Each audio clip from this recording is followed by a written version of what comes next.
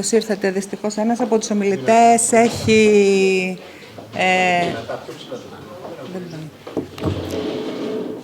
Ένας από τους ομιλητές δυστυχώς λόγω κίνησης δεν έχει φτάσει ακόμα, αλλά θα έρθει σύντομα μαζί μας. Ας αρχίσουμε.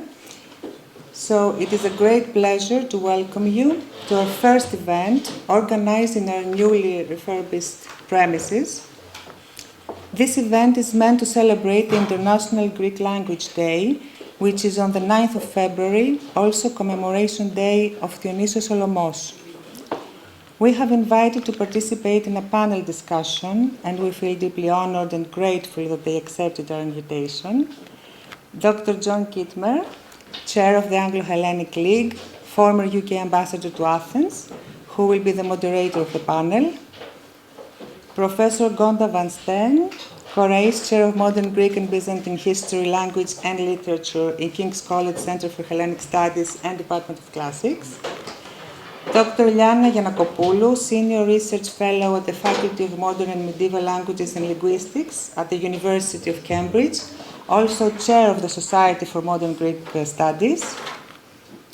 Mr. Kostas Skordyles, University Instructor and Lecturer in Modern Greek Language and History at St. Peter's College, University of Oxford, Faculty of Medieval and Modern Languages, and Dr. Polymnia Tsagouria, University Teacher at Royal Holloway, University of London. After the panel discussion, we will watch a short video titled "Did You Know You Speak Greek?" that is produced by the General Secretariat for Public Diplomacy of the Ministry of Foreign Affairs in collaboration with the embassies around the world, including our embassy here in London. Later, we are delighted to welcome Greek actors Kyriaki Mitsou and Konstantinos Alsinos, who will recite in Greek fragments of Dionysios Solomos poetry, selected by Kyriaki Mitsou. Finally, we have a collection of books about the Greek language published by the Academy of Athens and the Center for Greek Language of the Ministry of Education that you are most welcome to look at. So, without further delay, I would like to give the floor to the panel moderator, Dr. John Kittmer, for the panel discussion. Thank you. Thank you so much for the invitation. On behalf of all of us, thank you for the invitation to open this new room with a truly significant discussion about the Greek language and its teaching here in the UK. As you will see, one of our members, Kostas Skordyles, is currently causing traffic, but he will join us, I'm sure, at some point, and certainly before the end of the hour that we have. I'll make a few introductory comments about language teaching in the UK, and then we're going to hear from each of the panelists in turn for a few minutes about what's happening in their institutions in regard to Greek language teaching. Then we'll have a discussion, and we'll open it up to you in the audience as well, so you have the chance to question us and to give us your thoughts also. I'm going to start with, I don't know whether this is bad news, this is very well known news, but it is news. The British are hopeless at languages, and we are, frankly, if you look at the statistics, the worst in Europe in terms of language learning.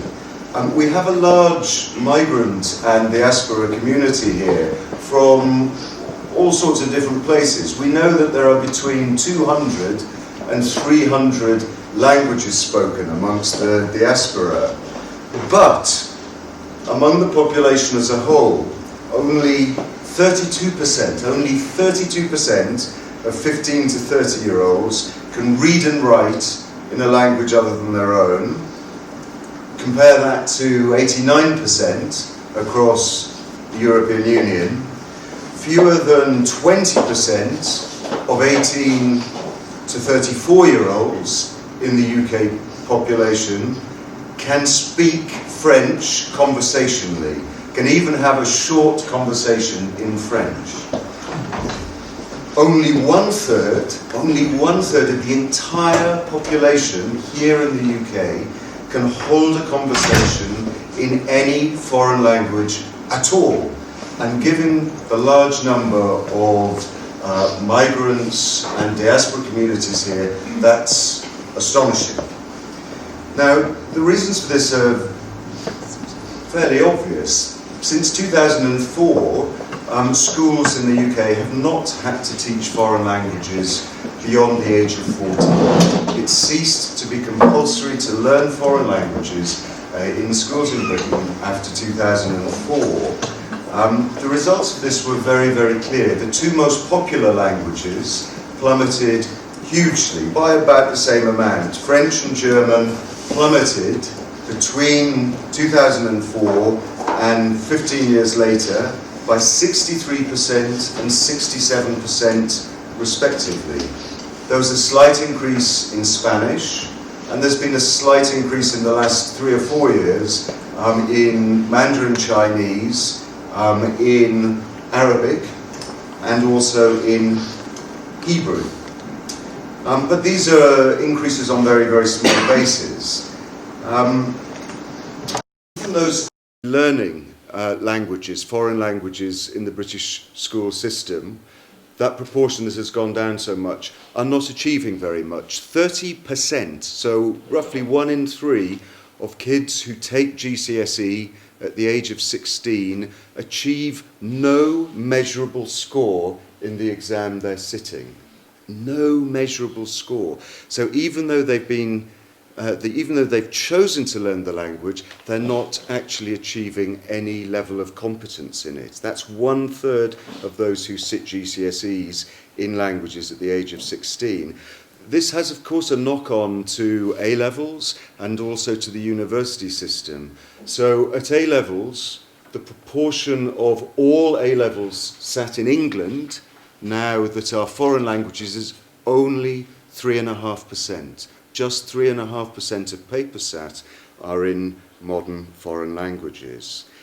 We've seen the knock-on effect of this in the universities. So in 2009, there were roughly 24,000 applications to study foreign languages at British universities. By 2018, that had fallen by 9,000 to 15,000 people in total. That's just European languages. We pride ourselves that we're teaching more Mandarin Chinese, but actually the figures for non-European languages over the same period have also fallen, though not by such a big number. This, of course, has had a huge impact on the universities themselves. Only one new modern language department has opened anywhere in any British university in the last decade. 40% of universities that formerly were teaching modern languages have cut modern languages. The University of Sunderland announced, amid a package of measures to its humanities faculty, announced that it was closing entirely its modern language faculty a couple of weeks ago after a year in which it received not one application to learn a modern language. Not one in the University of Sunderland, an area which has a large number of foreign companies bringing jobs to the workers. Not one applicant to its university. This is bad for us, obviously, for our cultural literacy, for our ability to operate in a globalized environment. It's also bad for our mental health. Learning languages is good for your mental health. I'm trying to learn German at the moment. I'm not sure if it really is proving very good for my mental health, but I do feel that at least it's stimulating parts of the brain that haven't been so active recently. Now, Greek is, of course, a relatively small language, only 13.5 million native speakers in the world as a whole.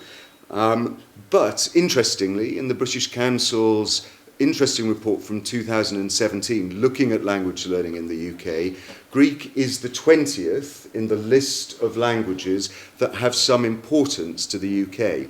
And the reason why it features in the list is because of the large number of Brits going to Greece every year. 2.5 million Brits go to Greece every year. It's a huge investment by Brits in Greece, but almost none of them know any Greek before they go out there. Some of them come back and they want to learn a little bit, and of course they may struggle to find places to learn if they're outside London, London and the southeast. But this presence of so many Brits in Greece is an opportunity that we aren't currently exploiting across the UK as a whole. And as a former ambassador, I know that quite a lot of the consular cases that we had to deal with were, should we say, questions of intercultural insensitivity from Brits in Greece, not really knowing how to behave on holiday in places that are often actually rather traditional parts of the world. So, the teaching of Greece in the UK higher education sector has also had to change as a result of this. Here is Kostas. Hi, welcome. We knew that you'd make it. So the UK higher education sector itself has had to change because of the general problems that we've seen emerging, particularly since 2004. I'm not going to say very much about that. That's for the panel to talk about.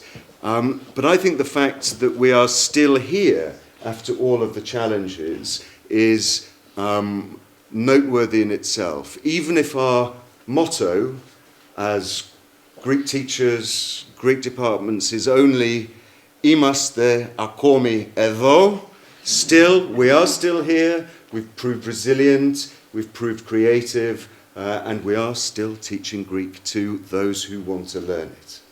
So, with that as a way of a sort of sweet, sour introduction, what we're going to do is to look briefly at each of the institutions, so you get a flavour of what we're doing, and then we'll break into a general discussion. But Gonda, you're going first. Thank you, thank you. Thank you for having us here. This is a wonderful new venue, and it has that new etusa smell to it. And I hope we can do a lot more here. Kalorisiko, this is really beautiful, and I've admired the art by Vasianos on the wall. I really enjoy it, and I'm so happy that we can inaugurate it together. And a little bit about myself before we move to King's College London. My background is Flemish-Belgian. There are only 4.5 million of us, and that means we find Greek a big language because we are much smaller ourselves. But we did grow up with the knowledge that language is a necessity. If you want to get any job in Belgium, you better get German, French, English, and whatever else down. The thought of surviving with Flemish only is impossible. And so we were educated very early on in the sense that language is important, and that you may well spend the rest of your life living in a foreign language, which became ominously true. And so to me, going and acquainting myself with another country like Greece is a challenge to learn the language. We in a way, we never blinked at it. They kind of drilled it into us when we were 11, and we did it all together, and it was a game, and rote learning was part of it, and we just kind of embraced it as a challenge that we were all going through as 11 and 12 years old. And I'm actually very grateful for that. We didn't know that the rest of the world wasn't doing that. But that ignorance was actually kind of a good thing. And so at some point I found myself in Florida, and there are a lot of Greek immigrants to Florida, including entire communities like Tarpon Springs. And I found myself as the Greek language teacher to descendants of Greeks in Tarpon Springs. Another interesting challenge, to be actually the learner of a language who then teaches it. An ideal way to learn it better yourself. But I actually always enjoyed that because I remember very clearly what I found difficult in learning the language. And yes, there are advantages to native speakers teaching the language, but there are also advantages to very enthusiastic foreigners reconquering the language along with your students. And for instance, prepositions, people, prepositions and double prepositions in Greek are a nightmare. I mean, kato, ako, toch, na, fio. By the time you get it done, you've conquered something. And so conquering it together, and again with that aspect of making it fun and doing this together in a group, I always found very useful. In Florida already, and again here, we got a lot of exposure to heritage learners, as we call them, people of Greek descent, but also people with an interest in linguistics who want a challenge and pick modern Greek. People with an interest in medicine who again want to get a terminology down. Librarians are also an important group learning modern Greek at a later age. Archaeologists, anthropologists, business people, and very recently people with what I would call an activist interest in Greece. I have students come to me and say, shall I learn Arabic to start volunteering in a refugee camp in Greece after they've been accepted and cleared? And I say, no, why don't you learn Greek? You know, it's all about facilitating the transition to society where a little bit of Greek will go a long way, including you as a volunteer having it, but also perhaps sharing it with people in what looks like transitory positions in Greece, but can sometimes last longer. So that kind of activist angle is what has brought a whole new interest to Greek language learning. And it can be refugee volunteering, but also ecological issues, or city planning, city renewal, urban art, all those new dimensions of Greece, exciting and sometimes challenging as they are, bring us a new public interested in learning Greek, and in learning more Greek than just for the tourist experience. We also benefit from the proximity to Greece. People go to Greece, come back with a new interest. And I must say that our London position, of course, helps a great deal to make it possible for mature learners of the language to come to us. At King's, the Center for Hellenic Studies, and I brought a fancy new newsletter which is out there, we're hosting classics.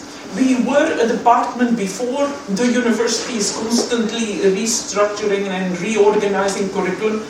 That is a given. That happens at all universities. But we find a new niche to do good work. And in this setting, we speak more and are closer to the classicists, which is also a lifelong traditional public of people who will eventually feel that after many trips to Greece to see antiquities, it's time to be in touch with the language. And it's actually quite embarrassing to classicists to have spent so much time on ancient Greek and not be able to order a beer in a restaurant. and that kind of embarrassment, it can actually work very productively among classicists. We also take students to Greece, and they are mostly classic students. And again, that first taste of Greece, it can be really the productive angle to kind of create a hunger for more. And then I would also say that we bring Greece to us by organizing many activities, making those open for everyone, ranging anywhere from Byzantine to modern Greek, connecting ancient and modern, as in one of our upcoming art history lectures. So there is a definite positive cultural climate that invites the Philhellenes, but also the hardcore language learners to our campus time and again, and makes that Greek presence, whether through the language or in translation or through literature or through cultural discussion, that makes that language very present. And so in that spirit, we hope to continue and stay strong. Thank you. In this direction, Liana, would you like to go next? I think we'll let Kostas catch up. Thank you very much for inviting us. It is a real pleasure and honor to be here. My name is Liana Giannakopoulou. I studied at the University of Athens linguistics. Then I continued in Paris, studied linguistics again at Jussieu, Paris 7. And then came to London to do my PhD in modern Greek literature, the relationship between visual arts and poetry. I will talk to you today about modern Greek in Cambridge, and I was asked a few things about its history, about the profile of the students that we have, about the courses we offer and the aims. And also, as the chair of the Society for Modern Greek Studies, to say also a few things about the society and what our aims are and our activities. Modern Greek Studies at Cambridge, it is offered, it is taught through the Modern Greek section, which forms part of the Faculty of Modern and Medieval Languages and Linguistics. Now, the formal teaching of Modern Greek started a very long time ago, in 1936, and the first lecturer appointed in the Louis Gibson lectureship position was Romilly Jenkins, who stayed there until 1946. After that, he was succeeded by Stavros Papastavrou, who taught at the Faculty of Classics. He taught classics as well as Modern Greek, all the way until his death 32 years later in 1979. Then after Papastavrou, Papastavrou was succeeded by Professor David Holton, who was appointed the Louis Gibson Lecturer in Modern Greek in 1981. Then in 2000, he became a reader, and then 2006 he obtained a personal professorship until his retirement in 2013. Now, with Professor Holton's retirement, the degree of Modern Greek, so modern Greek studies as a degree stopped.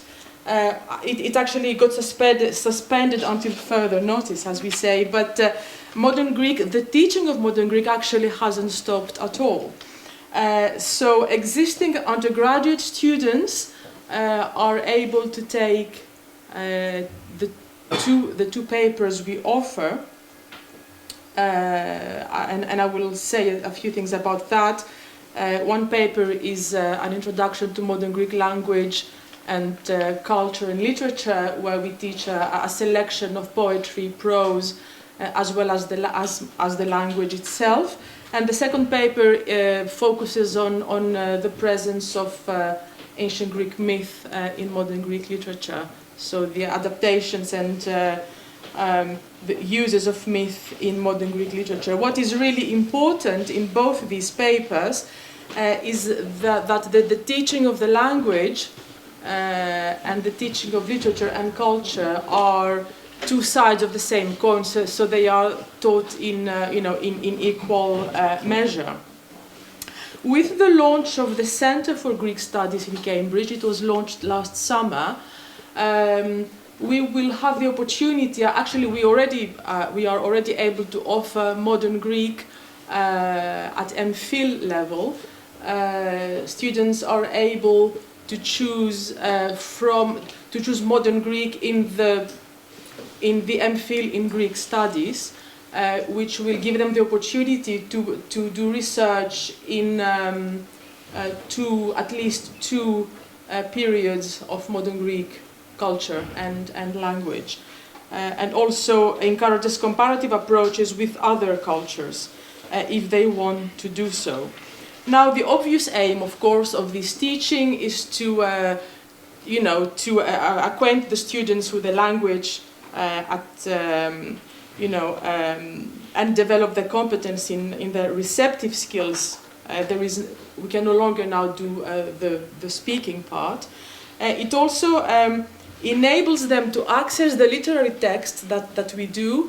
It enables them to access them in the original. So although they start with no knowledge of Greek, by Easter they are able to read Kavafi, Seferis, and the short stories or novellas that we teach them in the original, and actually write their essays with quotations in the original Greek, all that in the 20 weeks program that Cambridge has.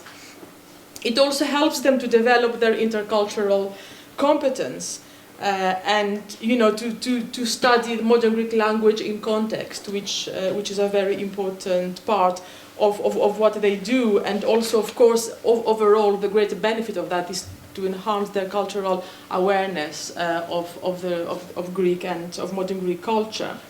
So who are these students who take our papers? And I'm very proud to say, and when I say our papers, this is because I'm not on my own.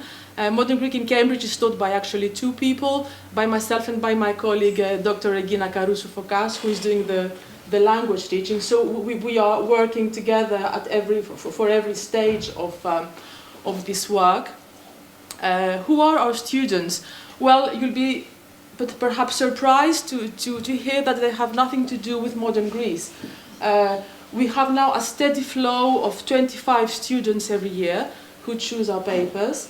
Of them, it's rare that one or two of them count Greek as a heritage language. Basically, they don't speak any Greek.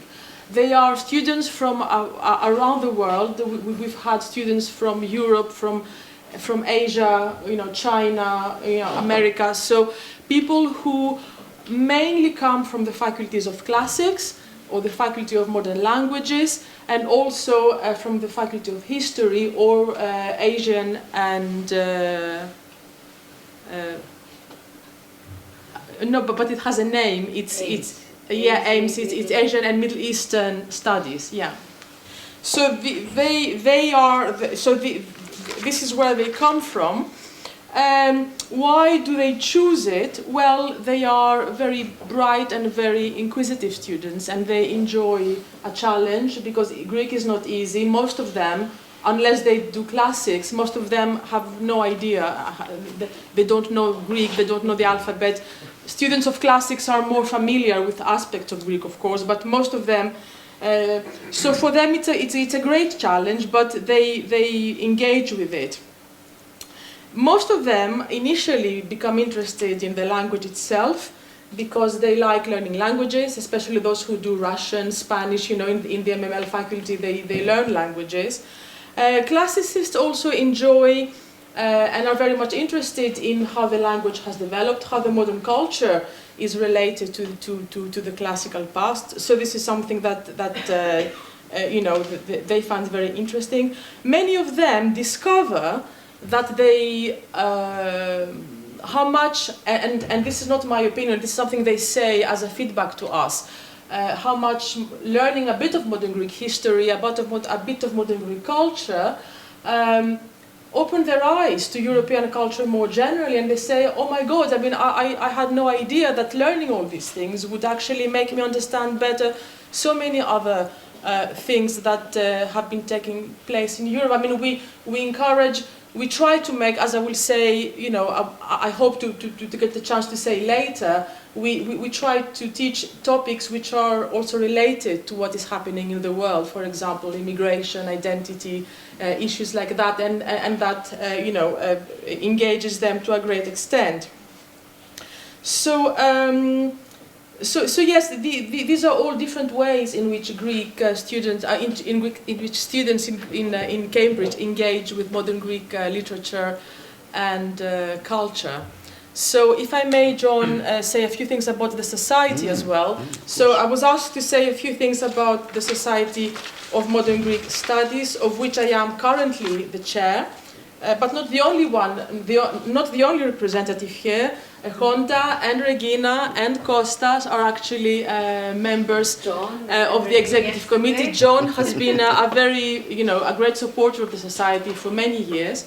So the Society for Modern Greek Studies, it was created a very long time ago, in the 80s, as the Standing Committee of Modern Greek at the universities. And it sounds quite heavy as a name, but in those days it focused more on the academic side and presence of modern Greek. After that, however, in 2008, it was renamed the Society for Modern Greek Studies, opening up to anyone who is interested in modern Greek, any aspect of modern Greek, language, culture, anthropology, history, you name it. Anything that has to do with modern Greek culture is promoted and supported by the Society for Modern Greek Studies. So our main purpose is to provide free cultural and educational events related to Greece and Cyprus, and to support teaching, learning and research that relates to any aspect of modern Greek and Cypriot culture. We have a website. If you want to find more about what we do, you are welcome to just Google Society for Modern Greek Studies. You will find there events in the past, events planned for the future, other things which are organized by other bodies whose aims we support and who support us. We have two flagship events every year. The first one is aimed at all the students who are in the UK. It is the Graduate Research Colloquium in Modern Greek Studies. It gives the students a platform to present their research, their work in a caring environment, in a friendly environment where other fellow students or academics can hear their work and give them feedback. So it is a good opportunity for them, especially in the latest years where students themselves organize the colloquium. It gives them all these very precious skills to learn how to organize conferences, how to present, how to chair sessions, how to give feedback, etc. And this year it will take place in Oxford on the 1st of May. Our second flagship event is the public lecture, which follows our annual general meeting. This year taking place on the 5th of June. This is a lecture in which we invite a distinguished speaker of every field of modern Greek culture. So we've had the literature, linguistics, we've had the translation and anthropology to speak about their research and something that is of a wider interest. Our guest this year is David Ricks, and it will be, as I said, on the 5th of June. Last thing to say, and I will then stop. The Society, since 2015, has its own online journal, Modern Greek Studies Online, which accepts papers in Greek or in French or English of people, of young researchers or more mature, experienced researchers to present their work. Αυτά. The scholars and students study all aspects of the Greek diaspora, focusing on the modern period. Of course, the focus of my talk will be on modern Greek studies because classics are so well established in academia, especially in this country. So some time ago, we addressed some questions to ourselves. The first question was, in what way are students of the Hellenic Institute or of the Department of Classics History or of the School of Humanities, where we belong now, it's School of Humanities, introduced to modern Greek language, literature, history and culture? Or in other words, we asked ourselves, how are they encouraged to move further from the study of classical Greece to the study of modern Greece? There are many ways. First, an established pattern in many departments of classics is the so-called reception studies. At Royal Holloway, there is the Center of the Reception of Greece and Rome. A second way is modules which explore the continuity of Hellenism are offered. For instance, Greek tradition at our department.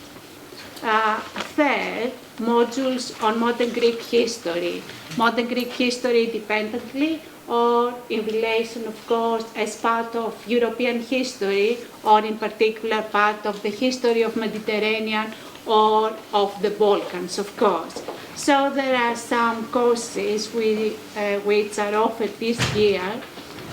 For example, diasporas, refugees and minorities in 20th century Europe and the Mediterranean. Or another with a better title probably, Bloodlands, Eastern Europe and the Balkans from the First to the Second World War. There is a fourth way for the promotion of the modern studies. Modules on Greek language. Students of our college study Byzantine Greek when they choose a course in paleography. And of course there is, again, the University of London Postgraduate Working Seminar on Editing Byzantine Texts, so especially MA students can enhance their knowledge of Byzantine Greek. What about modern Greek? At the moment we offer 2 courses on modern Greek. The one is aspects of modern Greek language and culture. The aim, the objective of this course is the learning of modern Greek at the level of beginners. At the same time, students are introduced to many aspects of modern Greek culture, history, and literature. For instance, students study topics as the language question, or 2 topics as movies for kissing, the golden age of Greek cinema. And they write very interesting essays in topics as the use of ancient Greek myth, as you mentioned earlier, in modern Greek poetry, by considering, for instance, Sophocle or any other Greek poet. The second modern Greek course is called Further Aspects of Modern Greek Language and Culture, and of course it's at the level of intermediate Greek. Again, students study other topics, for instance, the Greek War for Independence and European Romanticism, or the catastrophe, the Greek catastrophe in Asia Minor in modern Greek poetry. And again, they write very interesting essays on topics such as how the Greek Enlightenment assists the Greeks in their war for independence. At the same time, we offer at least 2 informal courses, modern Greek courses, which are open to students, to all students of all departments, and to members of staff. And I have to say, this informal course is really very successful because different people attend the classes out of very personal interest. It's not part of their degree. It's not full unit as it is with the other modern Greek courses.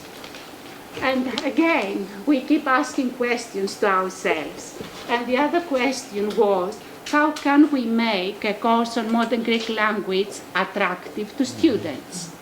And we decided, inverted commas, by avoiding conventional titles such as Modern Greek for Beginners, too boring.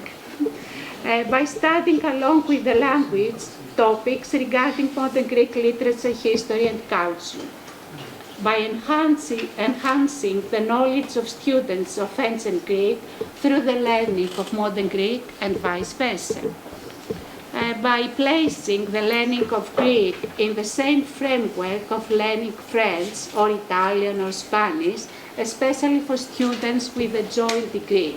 For instance, classics and Spanish. I have this kind of students. And of course you don't learn French because the other day you will go to France and you will order your croissant in French. So something similar has to be done with Greek. And again, by offering modern Greek history and literature courses along with the language courses. And finally, by promoting the idea that modern Greek literature is part of European literature, and modern Greek history is part of European history. And so on, probably a little bit further, that the major events in modern Greek history are closely related to British politics. Students like this to write about the Civil War in relation to British politics, and of course the catastrophe in Asia Minor, or the First War and the aftermath of the war. So, and then again, we keep asking ourselves, can we persuade students for the benefits of learning modern Greek in real life, apart of course from the so-called holiday Greek, or a place in the sun, a house next to Hyslop's house in Crete, or something like this? Yes, I think. it will be to their benefit if they study, as it was mentioned before, a period of time as Erasmus students or other at a Greek university. This will be a real-life experience. Again, archaeology students spend a long time in Greece for excavations. Therefore, speaking Greek will be a helpful tool for them. And something general, which is already mentioned, the study of a language and of the literature written in this language always broaden people's intellectual horizons and their understanding of humanity. It also improves people's linguistic and communication skills. The final question, and I will finish, is can we add the topic of employability, as it is common with other languages when promoting modern Greek studies? And I have to say that I was at the Senate House and I found this. This is a leaflet studying Portuguese at Queen Mary. And there is a paragraph here, employability. What does it say? Everybody knows, especially diplomats, that Portuguese is the official language of Brazil, of Angola, of Macau, and other countries. So there is a lot of employability because you can do business. We cannot say the same for modern Greek. We don't have colonies. We had the 7th, 6th century BC.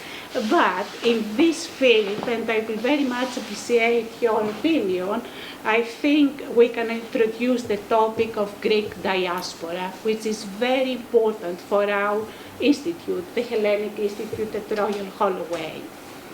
Are you of a Greek origin? Is your colleague a Greek one or of Greek origin? Are you interested in this kind of minorities and other? So, thank you. I apologize for being late, and thank you very much for inviting me here today. And I'm really sorry that I missed your initial comments. I'm sure I will have something to say to that.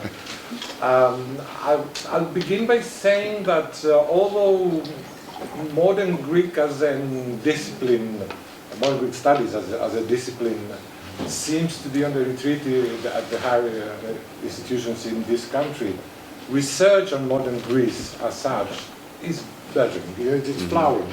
There are many unofficial centers of modern Greek topics in general, in universities that we wouldn't have expected in the past, Durham, for example, or Edinburgh, or other universities. A lot of Greek scholars, scholars of Greek origin, but also scholars who carry out research on modern Greece are embedded within the institutional framework of other departments, carrying out important work in disciplines like history, maybe not so much history as it should be perhaps, but definitely anthropology, cinema and film studies, the media, comparative literature, linguistics, which is a very important and again developed field nowadays. Unfortunately, the study of modern Greek as such at the universities is not at its peak, perhaps, nowadays. And that's, I'm sure you mentioned, it's because of the general climate about studying language at the universities, the humanities in general, and all this situation in this country. Let me speak about Oxford more in particular now. Oxford is still remains the only university in the UK that offers degrees in modern Greek from undergraduate level BA to a doctorate. Both taught courses and research courses. The study, however, of modern Greek as such, or modern Greece at Oxford, is not confined to the subfaculty of medieval or Byzantine and modern Greek, part of the faculty of medieval and modern languages. There are other centers, if you want, within the university where modern Greek is taught. For example, the Language Center, which teaches modern Greek for anyone interested for any reason within the university. And of course there are other research centers, such as CSOX, the Center of Southeast European Studies there, where there is a very important project going on at the time on Greek diaspora, contemporary diaspora, rather than historic. There is a distinction with what you are doing for your Holloway. And of course there are other individuals working on modern Greek topics at the University of Oxford outside the subfaculty of Design in modern Greek. Now, we offer the undergraduate studies of modern Greek are unique in a sense, because you can actually get a degree in modern Greek. Usually our students would combine modern Greek with another subject, such as another foreign language, or philosophy, or linguistics, or classics, or history. The numbers are not great, let's put it this way. And they are not great, not only because there is no interest, but as you may know, it's not very easy to get into Oxford or Cambridge. And we always have problems, not so much attracting students, but actually accepting them. A lot is demanded of the students. That's for the undergraduate level. There we offer a range of courses, papers as we call them, from Byzantine Greek and linguistics, Greek linguistics, not European linguistics, to history and, of course, literature, anything which is related to literature, but also cinema, translation theory and practice, popular culture in any form, and of course language. From students can start ab initio, from scratch, without knowing anything, or with an A level, and they reach the required level to get a degree. For the postgraduate level, we offer a master's degree in modern studies, and of course a doctorate, which is a research degree. Now, there is, although people have the idea that the Oxford system is quite rigid, it's difficult to sort of introduce new ideas and ways of teaching and learning. At the same time, it offers quite flexibility. Within the given institutional framework, students have a great choice of what they are going to concentrate on. For example, if an undergraduate student does not want to concentrate so much on literature, they can graduate with a minimal number of courses in literature and a maximum in other topics such as linguistics, for example. Of course, the majority do take literature, that's without saying, but the system, I mean, is quite flexible. The same is for the postgraduate level, where the system of providing tailor-made courses to the students, we call them special subjects, allow the students to not only learn, how to organize their work on their own with the help of the supervisors, of course, but also to think outside the box.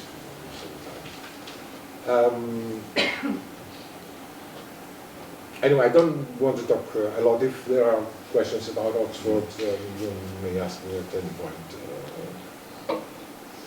Fantastic. Thank you everyone for explaining very clearly what's going on in the universities. Let me just summarise where we've got to, and then we'll have just a very brief discussion between us about, I think, one crucial question, and then we'll open it up to the floor for questions and comments. I think what we've seen is a very clear demonstration of what I was describing in general terms at the start. We've seen here in the UK a collapse of the traditional approach to undergraduate teaching and learning of Greek, just as in many other modern languages.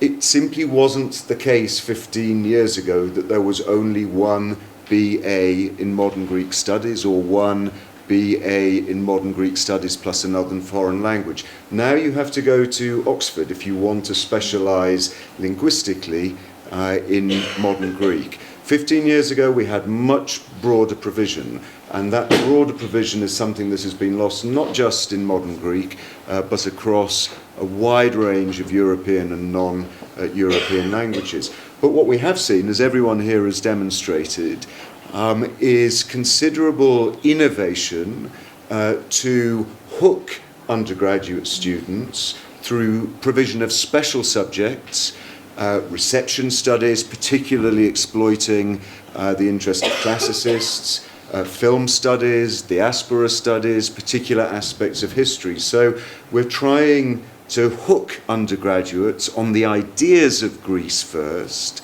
and then through that try to encourage them to get interested in the hard job of learning the language itself. In this, I think we're much closer now to the American model than we were, say, 15 or 20 years ago. So what we're trying to do is to create pathways into postgraduate research and postgraduate learning so that there is a cadre of bright, informed students who want to go on, maybe not necessarily immediately after their undergraduate studies, but at some point to come and look at some aspect of modern Greek, either history or language or literature or whatever. So innovation in the face of considerable pressure on traditional language courses. I think, however, personally, this is a personal view, that there are still in that broad environment quite a few opportunities that we are missing. I worry that we don't really, in the higher education sector, show sufficient awareness of what's happening in the further education sector, particularly in London and the South East, but also in the great metropolitan cities of the North. It is still possible to find further education courses where you can learn modern Greek from scratch, either as part of general approaches to cultural learning or specifically learning the language itself. I think we don't sufficiently exploit that, particularly in relation to people who may want to come back into the university sector as mature learners, to do postgraduate courses or maybe to do diploma courses.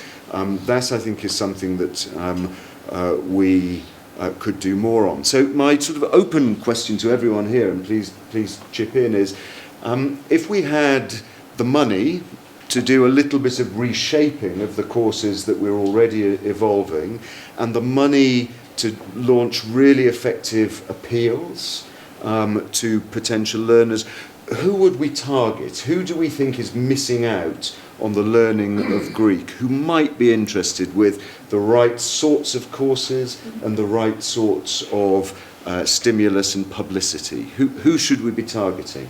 I think that there is an entire audience of people who would engage with modern Greek or long distance. And so a cleverly designed long-distance course that could be supported by feedback from faculty engaged in modern Greek studies would have an audience. Because not everybody lives in London, or people come to it later in life for a particular kind of interest. So a cleverly designed, and I say cleverly designed, that's important, long-distance course where people can go a long way with Greek before engaging with the teacher on a personal level, or taking a course in Greece, or coming to a summer course at the university. That would definitely be a niche that would be productively filled, and it would respond to the needs of people in retirement, people in remote places, diplomats, people who have too busy a schedule to fit in a regular classroom structure. It exists for It exists for very many languages, but the perfect model is not there yet for Greek. We've worked long and hard to improve the textbooks in modern Greek. When you look at the textbooks of the 70s, they're horrendous. That level has improved, including audiovisuals supporting modern Greek. But the perfect model of a distance course that is nicely packaged and cleverly designed to get the person a long way without much help and hand-holding, that is definitely a need to be filled. Διονύσιος Σολωμός, η φαρμακομένη. Τα τραγούδια μου τα έλεγες όλα. Τούτο μόνο δεν θέλει το πεις. Τούτο μόνο δεν θέλει τα ακούσεις. Αχ, την πλάκα του τάφου κρατήσει. Ω Παρθένα, αν οι μπόριαν οι κλάψες πεθαμένουν να δώσουν ζωή, τόσες έκαμα κλάψες για σένα, που θέλ' έχεις την πρώτη πνοή. Συφορά, σε θυμούμαι καθώς σου, στο πλευρό μου, με πρόσωπο αχνό. Τι έχεις, σου είπα, και εσύ μ' αποκρίθεις.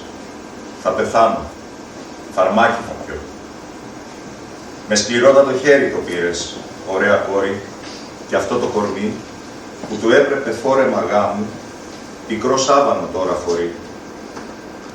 Το κορμί σου εκεί μέσα στον τάφο, το στολίζει σε μη παρθενιά. Του κακού σε αδικούσαν ο κόσμος και σου φώναζε λόγια κακά. Τέτοια λόγια αν μπόρειες να ακούσεις, όχι το στόμα σου τι ήθελε βγει. Το φαρμάκι που επήραν και οι πόνοι δεν στάθηκαν τόσο σκληροί. Κόσμε ψεύτη, τες κόρες τες μαύρες κατατρέχεις ως είναι ζωντανές. Σκληρέ κόσμε, και δεν τους λυπάσαι την τιμή όταν είναι νεκρές.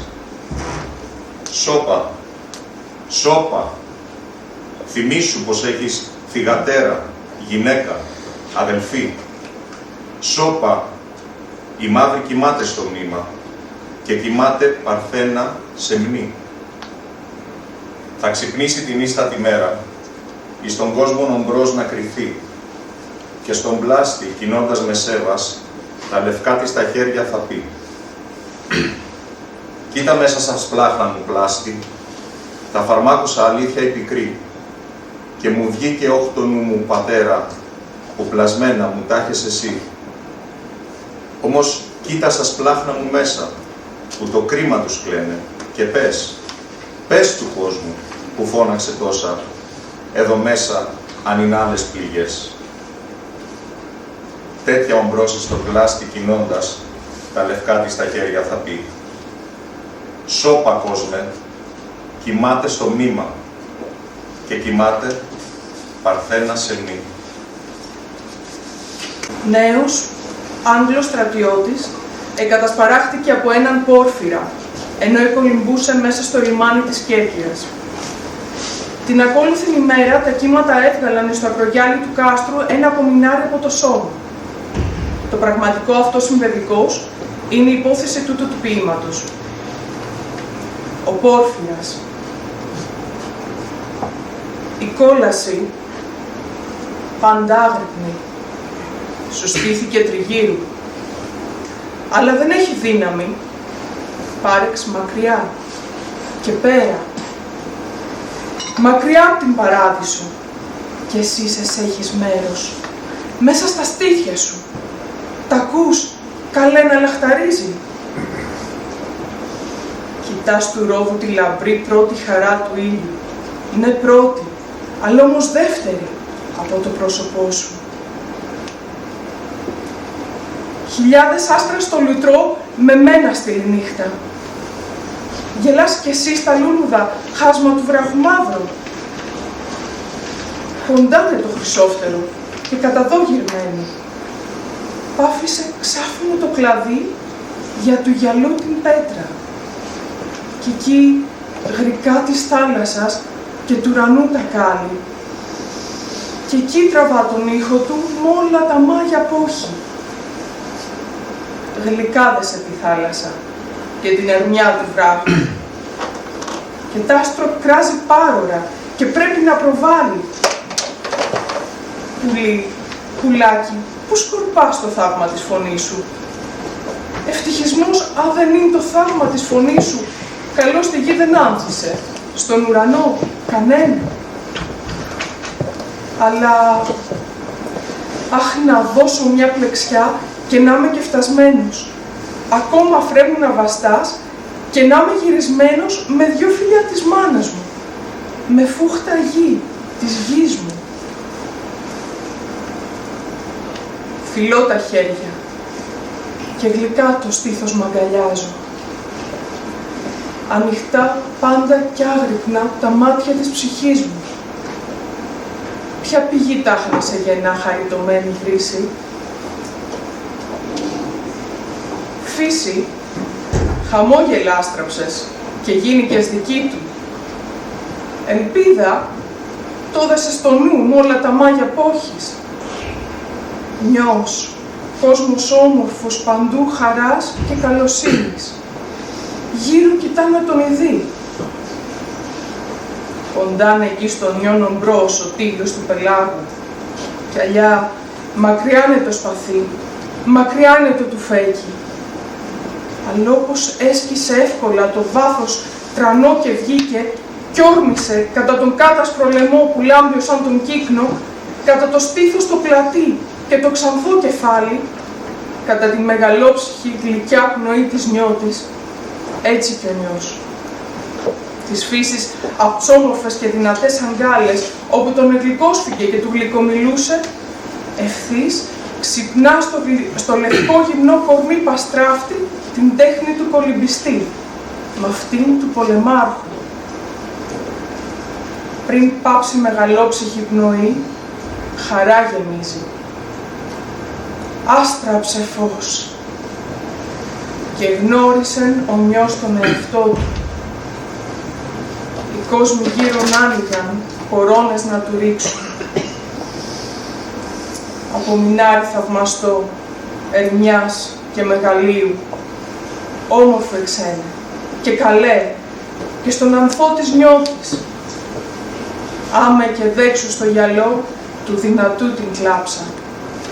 Τότες, εταραχτήκανε τα σωθικά μου και έλεγα πως ήρθε ώρα να ξεψυχήσω. Και βρέθηκα σε σκοτεινό τόπο και βροντερό, που εσκυρτούσε σαν κλονή στάρι στο μήλο που αλέθιο γλίγορα, ως σαν το χόχλο στο νερό που αναβράζει. Τότε σε κατάλαβα πως εκείνο ήτανε το Μεσολόγγι. Αλλά δεν έβλεπα μήτε το κάστρο, μήτε το στρατόπεδο, μήτε τη λίμνη, μήτε τη θάλασσα, μήτε τη γη που επάτουνα, μήτε τον ουρανό.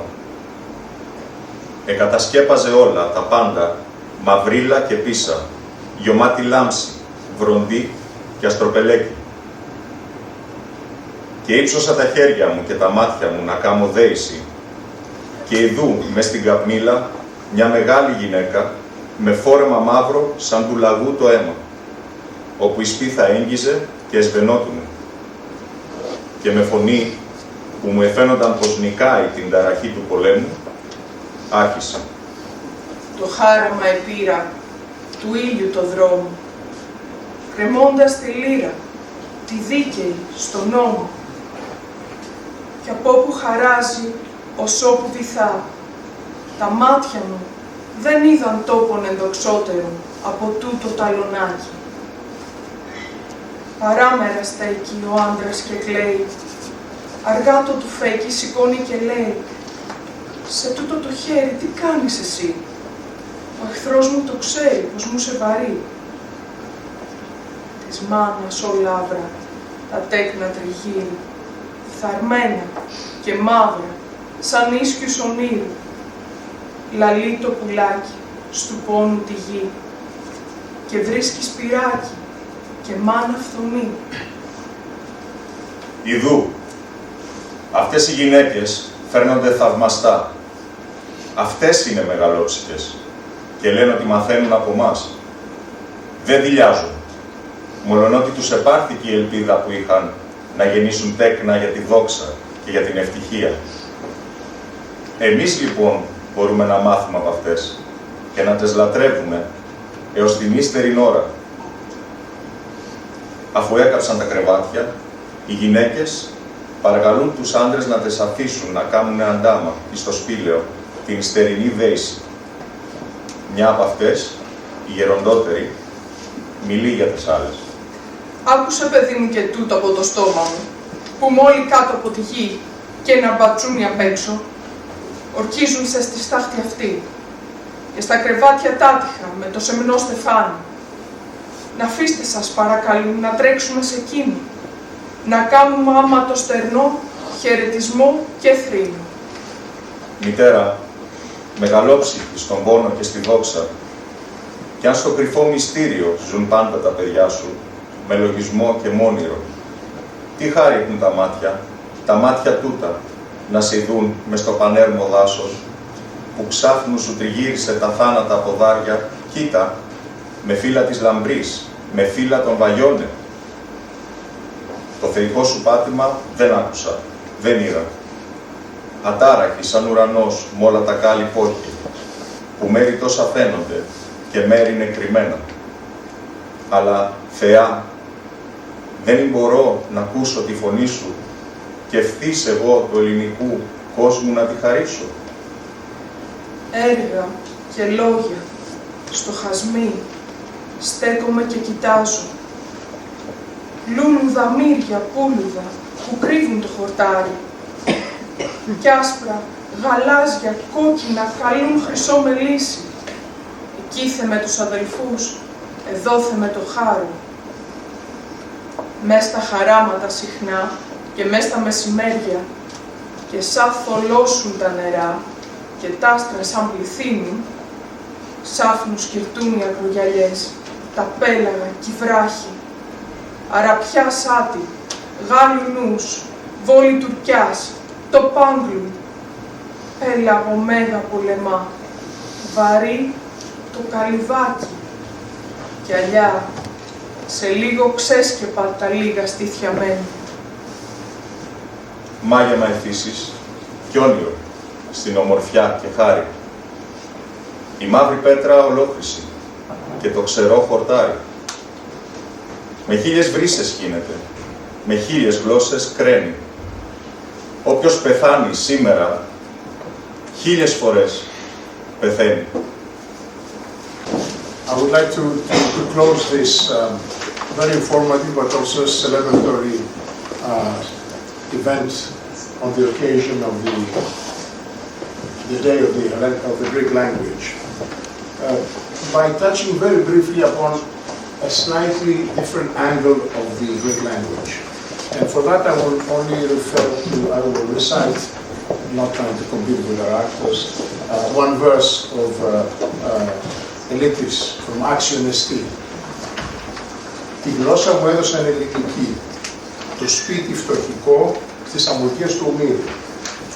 I think these two lines epitomize the long journey of the language, which is, as it was mentioned today, spoken only by a few million people, but has been continuously live and alive and present for 1,000 years, and it is a language that has been the vehicle to transport until our days a spoken or a written testimony of the world's civilization, its science, its philosophy, and its art.